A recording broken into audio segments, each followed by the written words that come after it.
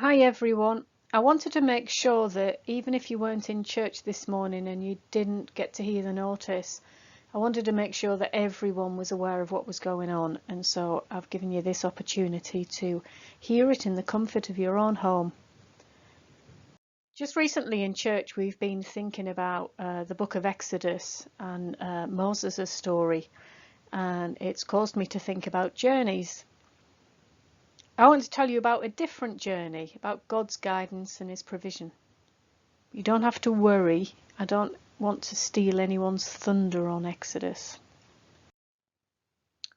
Now you might remember, those of you that were a part of St. Cuthbert's a couple of years ago, in 2017 we took home a small card that some of you kind of put in your tea bag box or in your wallet so that you could pray about the direction that St. Cuthbert's was going to take in the future. And we brought back all of your feedback, put it all together to work out kind of where we should be aiming for in the future. And we came to the decision that actually it wasn't really about individual groups, it was about targeting families and community as a whole. Some aspects of that we're very good at. So Acorns is very strong at dealing with young families, and we've got a good network that supports older people. But we wanted to think about the family as a whole and also individuals. Around about that time, we were thinking a lot as a leadership about coffee as well. Now, I know Mike is a little bit obsessed with coffee, and particularly Costa. But that wasn't this kind of coffee. And we even had, bizarrely, some of our leaders were having kind of strange visions and dreams about coffee being served in St. Cuthbert's in like a cafe style. And around about the same time, we got a call from an organisation called Pure Innovations. And what they do is they employ adults with additional needs and give them meaningful work. And they run cafes, and they approached us and said, we'd quite like to run a cafe at St. Cuthbert's, what do you think? So again, it felt like God was kind of providing for the direction he wanted us to go in. Now following on from that, when it started to get a little bit exciting, it was also quite scary. And we came to realise that we needed someone to help us with this vision and focus on families. Now you supported us and gave us financial input to take the unprecedented step of employing someone to help us to develop and fulfil the vision. Now God clearly has a sense of humour, because to everyone's surprise we ended up with not your average outreach worker. He's a guy who's literally larger than life. With Howie in place, he started to guide us and give us his wisdom in outreach and what we should be doing. And as a result of that, and a lot of hard work behind the scenes, we're now close to opening up our cafe, which is called Nourish. Now, let's just think about what this cafe is for and how it's going to work with what we've currently got going on. So the plan is that the cafe will work alongside and really create a hub for our existing midweek groups. So it will work with OK Club, with Acorns, it'll work with the Parish Communion and Lunch, and with the Stay and Play that exists currently. But also, once it's in place, we also expect that it will take things a bit further, that we'll be able to tackle loneliness and friendship, we'll be able to attract more families, and that it'll be somewhere that all generations can engage. Once we've got all set up, then really having this hub in place will enable us to support needs using courses, providing counselling, perhaps partnering with Christians Against Poverty and providing other support. And beyond that, well, who knows what God's got in store. So the plan is that the cafe will open in September. We'll be serving food and drink, which will be prepared by the team from Pure Innovations, and having them on board fosters inclusivity. It shows in practice that we all belong, regardless of age, ethnicity, ability. God can use us and we can be part of his family. But our aim isn't only to provide food. We also want to nourish the lives of those in our community. We want to provide good news, share companionship and support, and also pray. We have a wheat sheaf in our logo to remind us that this is a harvest ground, where seeds are planted, young growth is nurtured, and ultimately people come to know Christ, where lives are restored and love conquers. Essentially, we here at St. Cuthbert's are missionaries in our own community. That's quite exciting, but it's also quite scary.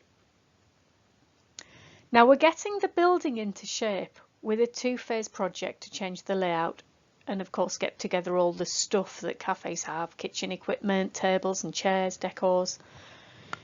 But we also need to prepare ourselves to welcome the kind of people we might not usually encounter. People with needs, people that don't have the same social skills as us, and people who aren't used to church. We also need to start getting used to welcoming people, talking to them, sharing our lives, listening. As a church family, we're all very good at mucking in, setting up tents, preparing crafts, cooking food, making salads, serving tea. But this is different. A key feature of Nourish is that we simply be there to provide a warm welcome, something that visitors consistently tell us we're good at, and something that was the irresistible attraction for Rob and I to join you. Which is why I know you can all contribute to the Nourish ethos. But it's a different approach for us, so we need to start getting into practice now.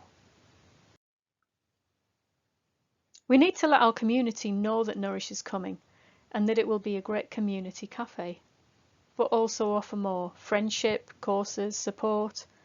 And we need to ask them what they'd like, get some feedback on what should be on the menu and what are the services they'd use, so the cafe users have some input and they buy into it.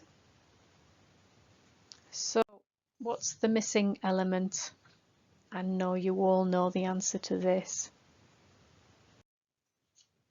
Of course, without prayer as our foundation, this whole glorious journey we've been on will fall flat.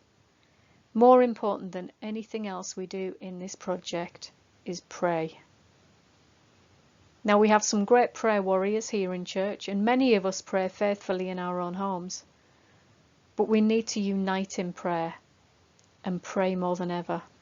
We need to ensure we're tapped into God's plan for Cheadle, that we're in communication with him, and that we're tapped into that still small voice that leads and guides us.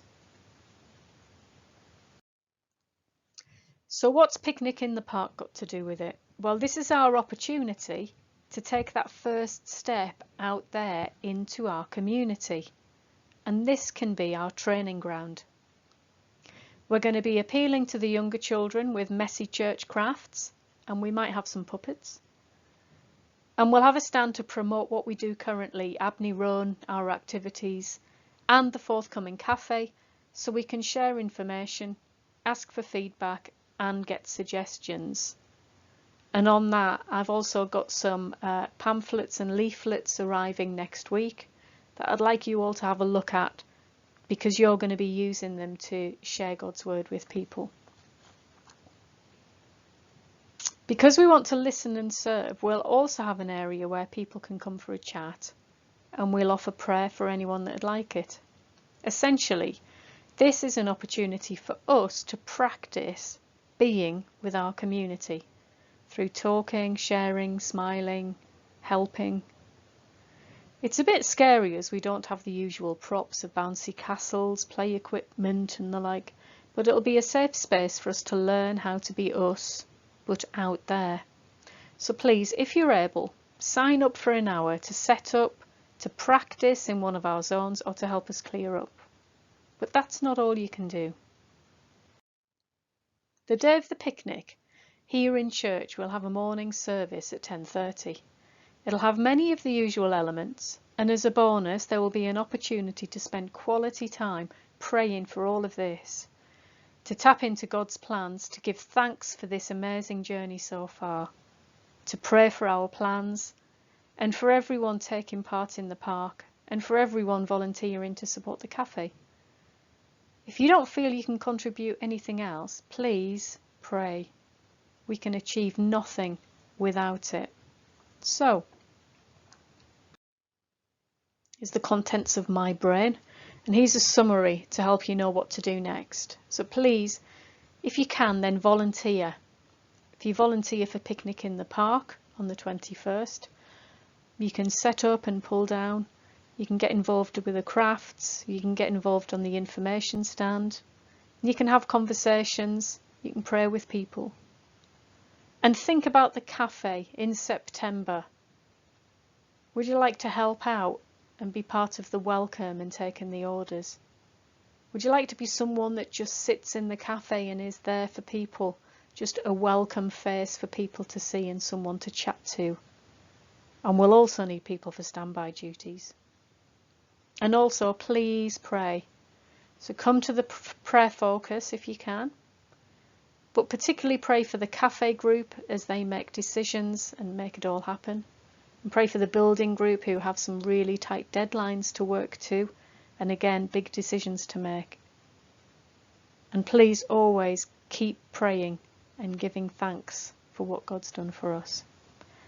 Thank you for listening, and do get in touch with me, or Gary, or Howie, or Andrew Pugh if you want to get involved in any of this.